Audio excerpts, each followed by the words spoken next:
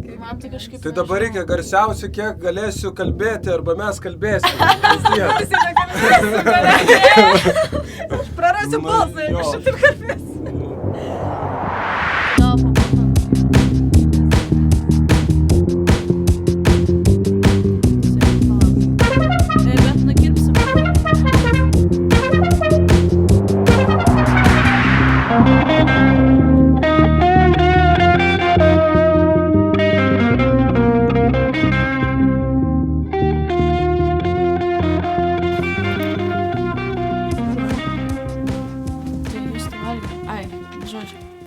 Sveiki visi susirinkę jaunimo garažą, Anykščių jaunimo klubo podcastą.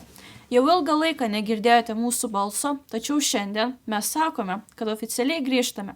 Ir grįžtame ne su bet kuo, o su mūsų buvusiu, bet labai brangiu jaunimo darbuotoju Tadu. Kadangi Tadą mes žinome kaip didįjį keliautoją, tai šiandien ir kalbinsime jį apie keliones. Su jumis esu aš Ugnė. Ir aš Ugnė. Taigi, Tadai. Pirmasis būtų klausimas, kurį mes turim, tai ar prisimeni pirmąjį savo žygį? Tai kaip čia, tai aišku atsimenu, tai tas žygį, jeigu oficialiai sakai, tai buvo plaukimas Baidarėmis, man 6 metai buvo berods, ir mes tada plaukėm Antalieptės mariam ir Šventąją, ir įvyko toks dalykas, kad apvirtam su Baidarė ir mane ten išmetė tėvukas ant krantą, ir likam gyvi, bet ten ganėtinai ekstremali buvo kelionė. Tai ir atsimenu labai gerai, kad kai ten kažkurie daiktai daug ko nuskenda, tai atsimenu, kad pas tėvuką vienas batas buvo baltas, kitas rūdas ir džiavinomėms rublius ant saulės ir tada ėjom į paštą, nes mobiliakų nebuvo, įsikviest kas nors, kad pavežtų mus iš Antalieptės į Uteną. Ir geriam mineralinį, ar ten buratiną, limonadą ir bulką valgiam prie to pašto. Tai va pirmas mano žygis. Toksai nuotykis baisokas man asmeniškai nuskambėjo, tai kaip neišgąsdino tavęs, ir toliau domėtis tas vanduo. Nu, aš kažkaip visiškai, tas yra įdomu, kad nepajutau kažkaip baimės tam, nei vandenį, nei ten toliau tam, kaip pasakyti, nuotykių ieškojimai. Nes ten tikrai buvo labai, ir tam žygiai dar, kurio neužmirštų, kartais būna tokie epizodai, žinai, gyvenime, kurie tave lydi. Tai aš atsimenu, mes nakvojom saloj ir ta sala tokia man tuo metu buvo taip nerealu, kad mes saloj vieni, aš atsimenu, ten vaikščiau aplinkui ir tada vakaras atėjo ir ten toliau matėsi tiltas ir per tą tiltą, Antalieptės marių ten važiuodavo mašinos ir aš ten atsimenu sėdėjau ir stebėjau tas, žinai, švieselės ir toj saloj ir tada toks. Tai aš manau, kad visą laiką daugiau atsimeni teigiamus dalykus, žinai, o viskas ir baigėsi iš tikrųjų gerai, tik tai gal ekstremaliai. Nes kaip pasakyti, kelionės visą laiką turi tą, kad tu nežinai, kas gali būti. Tai gal geriau nuo vaikystės tai pagaut, kad po to jau, žinai, galėtum turėti praktikas. Tai tikrai nejutau kažkaip baimės po to vėl keliauti. O tu vis tiek daug keliauji, žygius visokias keliones. Tai ar įmanoma tau išskirti patį savo mėgstamiausią žygį? Ar kaip kiti sako, nėra mėgstamiausių, vis tiek kiekvienas yra savaip savitas ir unikalus? Tai čia matai, aš iš vis dabar esu tokioj situacijai, galiu pasakyti, kad įsikraučiau čia iš Anykščių, nes jau 3 kartą atvažiavau ir dabar išvažiavau ir dabar iš vis aš galvoju, ar aš noriu dar vestas žygių, žinai, ir ką noriu daryti, nes irgi gyvenimas toks, žinai, keičiasi ir pats nori keistis, o dėl klausimo atsakymo išskirti kažko negaliu, tai aišku, gali ten išskirti regionus, kuriuose buvai, žinai, ten kaip ta Pietų Amerika ar ten ta pati Norvegija, bet aš manau, kad Lietuva, gal Lietuvos ta, kaip pasakyti, kaip savas kraštas, galbūt jis nėra toks atrodytų įspūdingas, bet kai grįžti po tų kelionių, ypač užsienį, žinai, tai supranti, kad čia tas kartais, žinai, kilometro ten kažkoks pasivaikščiojimas gali ten tiek nuotykių suteikti ir tokių įžvalgų, kur ten, žinai, kelių dienų žygiai. Tai aš tiesiog nenoriu išskirti, neturiu ko išskirti, nes, žinai, jeigu išskirsi, tada gal dings kaip pasakyti, magija gyvenimo, Stebuklas. prisiriši prie kažko ir tada ten lyginsi su kažkuo, tai neįskirčiau. O vis tiek, kadangi jau ir aš pristačiau, ir pats Tadas minėjo, kad visą tą temą su žygiais, tai kas tave iš viso paskatino dirbti su jaunimu, nes jaunimas jau paragavo tavo žygių ir kelionių ir nuotykių, tokių unikalių, tai vat, kas paskatino dirbti su juo? Nu tai čia, žinai, kaip sakoma, yra likimo valdanti jėga, žinai, galima sakyti. Ir vėlgi aš manau, kad čia niekur labai nepabėga mes daug nuo savo tėvų. Tai vat mano tėvukas dirbo su jaunimu, galbūt jis daugiau su tokiais, kaip pasakyti, atskirti turinčiais dabar, taip, žinai, su sunkesniais. Ir plius ir mus treniravo tą sportinį turizmą, seniau buvo toks populiarus, orientacinis sportinis turizmas. Tai prasidėjo nuo gal 14 metų, žinai, tos varžybos važinėjimai, kalnų imitacija gaunasi, kad tu ten pagal žemėlapį irgi turi bėgti, atrast punktus, įveikti užduotis, ten virvių, su virvėm, su karabinais, tai va ten buvo toks, manau, formavo mane, žinai, kaip žmogų, kaip va tos pajaus gamtą ir ne tik tai galbūt kaip vien tik tai gamtą, bet kaip, nes būdavo grupinės varžybos, tu turėjai, vadovaudavai ten, daleiskim, 4 tos komandos nariam, turėdavai paskirstyti, kuris yra geras ten, kuris gerai orientuojasi, kuris turi daug jėgos nešti. Tai tas, žinai, ir manau, kad čia tiesiog vėl atėjo toks tęstinumas, ką darė, žinai, tėvas mano, tai ir aš tą, žinai, nors ir neturėjau tokio ketinimo. Tai gaunas, kad aš pats pastebėjau, kad aš žiūriu, kad va, aš darau jau tai, žinai. Tai va taip. O po to, vis tiek tu matai galbūt tą atgalinį ryšį, kas gauna, kai tu dirbi paprastą darbą, ten daleiskim, aš ten daug darbų esu dirbęs, ten kino industrijoje daleiskim, arba ten pizzas kepi, tai ten yra vienas dalykas, o kai dirbi su jaunimu, tu diskusija, tu atrandi daug kažkokių taškų, kurių pats nepastebėdavai, žinai, užkabina šitie dalykai. Tai va tas nenori įsiplėsti. O tai vis tiek, kadangi tu daug užsiimi su jaunimu ir sakoma, kad vis tiek žmonės bendradami vieni su kitais labai dažnai mokinasi vienas iš kito. Ar bendraujant su jaunimu pats ko nors išmoksti? Jeigu taip, tai kas tai būtų?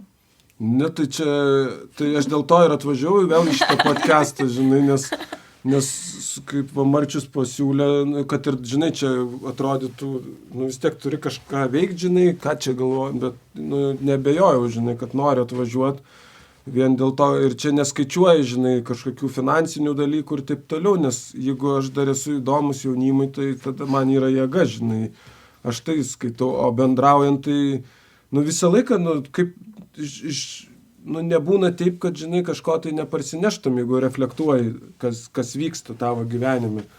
Ir stengiasi vis tiek, aš tai stengiuosi būti tam pačiam, žinai, kad ir vadovas esi, bet tam pačiam lygiai, žinai, kad tu gautum informaciją, jeigu tu ten būsi, žinai, iškėlęs nosį arba ten įsijausi tą formą vadovo, žinai, ir taip toliau, tai nebūna to bendravimo, žinai, tai o ką gaunu konkrečiais pavyzdžiais, žinai, tai aplamai aš kai toks jaučiantis žmogus, tai gaunu galbūt tą matymą, kaip jūs matot pasaulį, žinai, nes vis tiek jau karta yra, kaip skaitas 10 metų skirtumas, tai jau mes skiriamėms porą kartų, žinai, ir tada galiu pamatyti, žinai, vat aš čia, žinai, vat jūs čia, žinai, ir kaip mes čia galim sudylinti, čia galim, manau, kalbėti, man tiesa patinka, kaip čia daug kas, žinai, pyksta, kad čia įtraukia tuos angliškus, o man kažkodėl jie visi patinka. Tai va, kaip galim suprasti vienas kitą, tada kaip kokią, daleiskim vėl muziką, paimkim menai, žinai, tas lengvumas, pavyzdžiui, kur man jau galbūt trūksta, aš pats ten per savo gyvenimą kažkokių kompleksų turiu, o jūs dar, žinai, tik tai pradedate eiti. Tai manau, kad čia pastoviai vyksta kažkokie mokymusi, žinai, jeigu tu esi atviras. Tai jo, tai tas ir duoda tikrai tos energijos, žinai, manau, pačiam būti jaunam, jaustis gerai, žinai, veržliam tokiam. Tai va, tai gal tiek.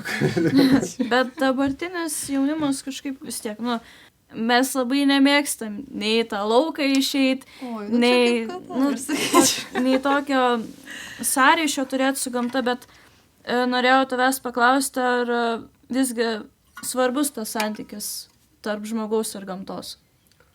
Nu tai va čia, žinai, čia mano yra pastebėjimas, tai ir yra, kad nu tai manau, kad čia, žinai, vienas iš tų, vėlgi aš nenoriu, jeigu aš tai sakysiu, tai čia, žinai, mano yra nuomonė, tai nebūtinai jūs gal matot jau kitaip, tai aš ir sakau, galbūt yra tas sąryšys su tom naujojam technologijom ir daleiskim tuo naujų pasauliu, tuo kibernetiniu pavadinkim, galbūt jis yra, žinai, dabar svarbiau negu... Nu, bet man atrodo, kad vis tiek su gamta tai yra pagrindas, žinai, pagrindas, iš kur mes atėjom į organinį pasaulį, žinai, kur yra, nu, kaip pasakyti, organizmai. Tai, manau, pažintą savo pagrindą yra svarbu, bet prisirišti vėlgi, žinai, sakau, nu ta gamta irgi, žinai, tu gali prie jos labai prisirišti, ją žavėtis, gali ją stebėti, žinai, nu yra daug tų būdų, bet manau, kad tikrai yra svarbu, dėl to ir tą norėjau, žinai, aš kažką ištransliuoti, kai čia buvau, ar man pavyko, kartais, žinai, galvodavau, ką aš čia veikiu, žinai, kartais pamatau, kad jėga, nu įvairiai, nu, žinai, čia gyvenimas. Jūs, kol esat moksleiviai, tai pagausit, žinai, gal išvažiuosite į tuos miestus, priuostys tų dulkių, ten Londonų, kaip sakoma, ir po to atsisuksit, nes man irgi labai panašiai buvo, žinai. Ir aš supratau, kas yra ta gamta, žinai, kas ir sėdėt ant po ąžuolų, pabendrauti, žinai, su tais paukščiais ir kai ta gamta tau atsiskleidžia, kai jinai tau pradeda šnekėti su tavim, žinai, ta, vadinkim, dvasia ar ta pati gamta. Tam reikia laiko, žinai, kaip mokykla, ne ten 12 metų, tai va, užmegzti ryšį irgi su gamta, irgi tai užtrunka, tai nevyksta taip, žinai. Tai va, tai aš linkiu, žinai, patirti įvairiai, o po to atsisukti gamtą. bet su ne kiekvienu kalba ta gamta, tai ko reikia, ar tokios vidinės ramybės, ar kad tokio suopračio, kad vat, gamta yra gėris, vat. Įvairiai. Gamta yra, gali žiūrėti į gamtą ir matyti ten gėrį, grožį, bet gali ir ten matyti, žinai, ir puvėsį ir taip toliau, ir matyti tuos pačius plėšrūnus, kurie tą stirniuką, žinai, ką tik tai gimusi ten baby gražų, žinai, pumpt ir nusineša, žinai. Tai yra viskas, žinai, bet tada, jeigu iš aukščiau, tada matai, kad visa ta grandinė yra tiesiog kaip didelis organizmas. Tai ir tas visas organizmas vėlgi yra betarpiškai bendrauja su tavim, žinai. Tai aš manau, tai galbūt per tavo tą vidinį pasaulį, per vidinę tylą tu užmesgi ryšį su gamta. Tai ir jinai po truputį, tai, sakau, tai irgi yra ugdoma, tai pirmiausia reikia norėti, ketinimą, ketint. Ir tas pradeda vykti. Tai aišku, ir dabar tai begalė, žinai, ir tų praktikų ir taip toliau, vadinkim, kad ir mūsų ta senoji kultūra, jinai buvo betarpiškai bendraujama su kiek tų dvasių, pažiūrėkit ten ir taip toliau. Bet žmonės, matai, nusisuko į tą racionalų pasaulį, į protą, pavadinkim, grinai, ir uždarė duris į tą magišką, žinai. Bet dabar jau viskas, atsiskleidžia. Jau dabar galimybė yra, žinai. Tai manau, bet reikia pirmiausia, aš manau, imtis veiksmų, eiti į gamtą, būt. Ir anksčiau ir vėliau tai prasimuša, žinai. Nu, o tarkim, kalbant apie magiją ir taip grįžtant prie savęs, random klausimas būtų toks, koks gyvūnas yra arčiausiai jūsų širdies, tai, kaip sakoma, spirit animal, ir kodėl? O čia, žiūrėjai, matai, su tai spirit animal, aš irgi čia, kaip pasakyti, tai jie keičias pagal tavo gyvenimo irgi laikotarpį, pavadinkim, tie jėgos gyvūnai, iš kurių tai kažkada aš buvau voverys, man tas buvo kaip gyvūnas, kuris, man atrodo, man padėjo išgyventi, žinai, tą beprotišką laikotarpį, ten jauni, kaip pasakyti, nežinau, ten, buvo rock'n'rollo laikai, kaip aš vadinu. Dabar irgi, vėlgi įvairiose, žinai, teko po Įnipį pirties, irgi, kur darėm stovykloje, jaguarą pamačiau, žinai, ir labai jaučiau tą ypač visą jo energiją, bet čia galbūt irgi padėjo tas buvimas Pietų Amerikai, džiunglių gyvenimas užmegs.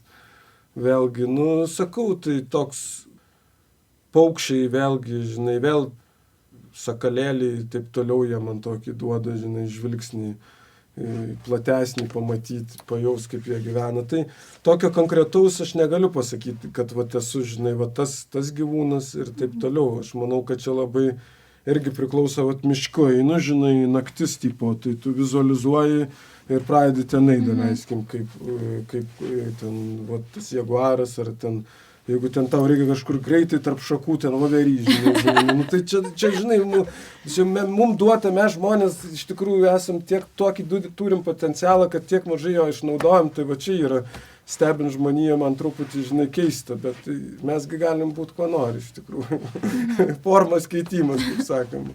Na taip, o vis tiek, kalbant apie keliones, tai nuo kada pradėjai domėtis įvairiomis kultūromis? Kas įkvėpė?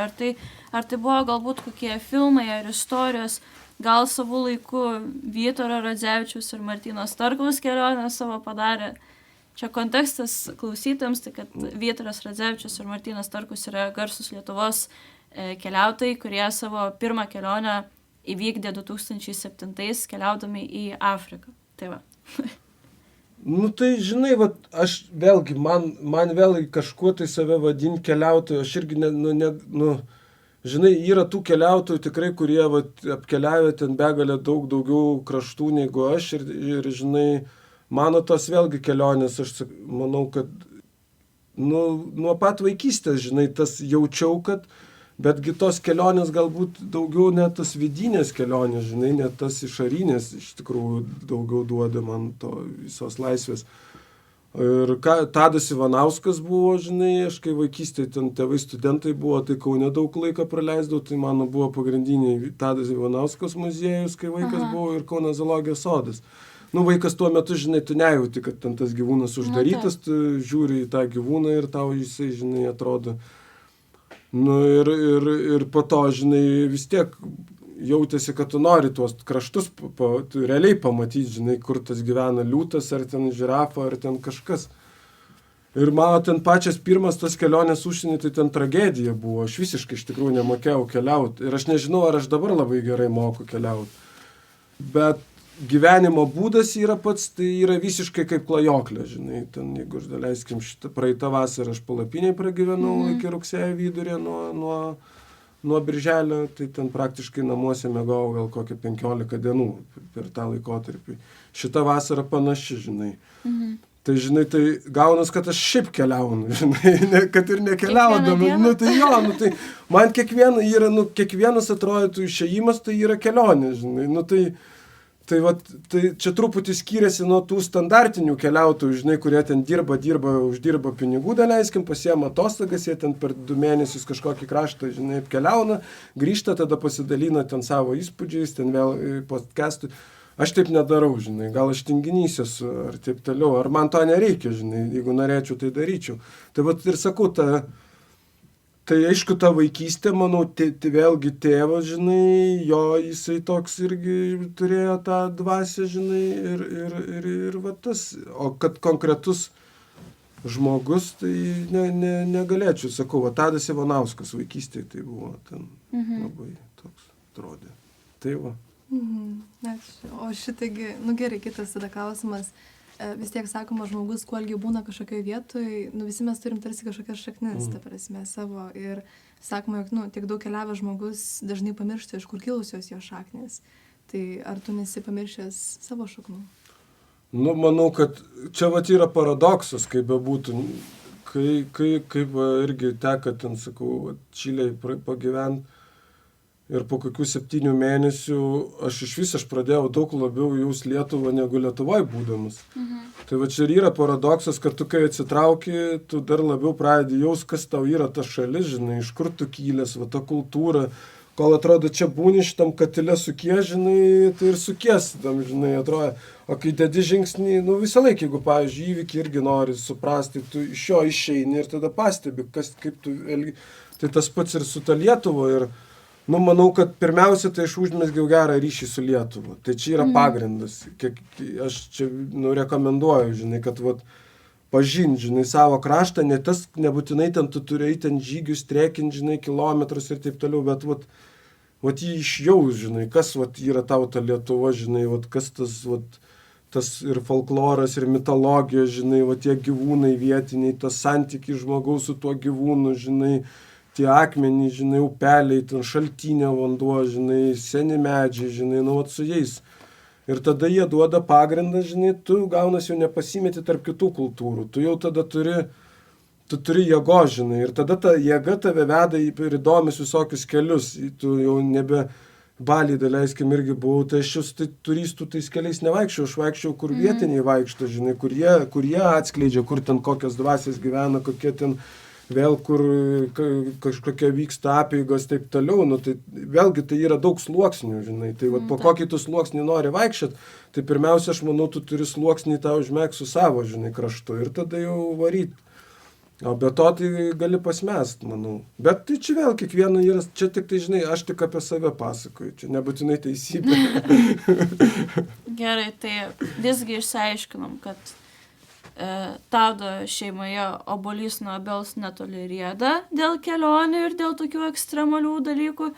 Tai, bet ar pritari, kad visur gerai, bet namuose geriausia? Nu, žinok, pritariu.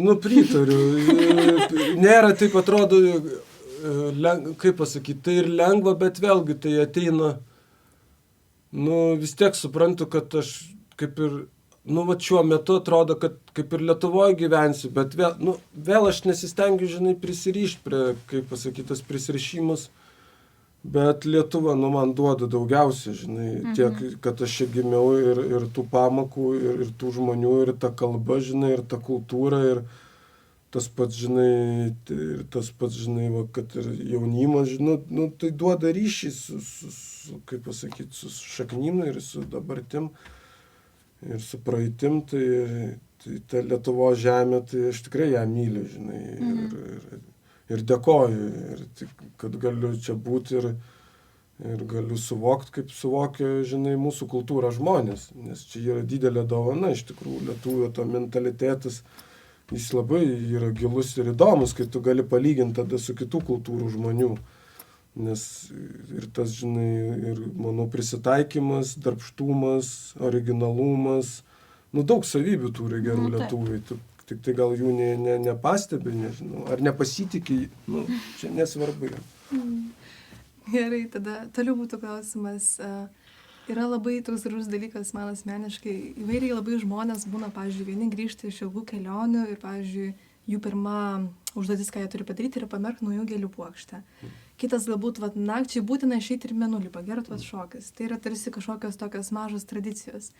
Tai kokį dalyką ar tradicijas tu darai, kai grįžti iš svetur namo, jeigu yra tokios? Aš žinok, tai čia pas mane irgi būna labai, kaip pasakyti, tiesiog natūraliai viskas įvyksta, žinai. Tai aišku, ten apskabini medį, žinai, kartais atsigulė ant žemės, vėl ten kokias rūnas sugėdė ant piliakalnio kažkur ten laužą, aišku, būtinai laužas. Aš manau, kad taip, tai ugnis man nusikurt, manau, laužą, ugnį, tai yra vienas iš tų grįžus, tai reiškia, kad jau grįžau.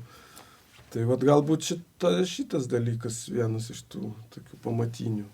Ugnis. Taip. Prieš jūs.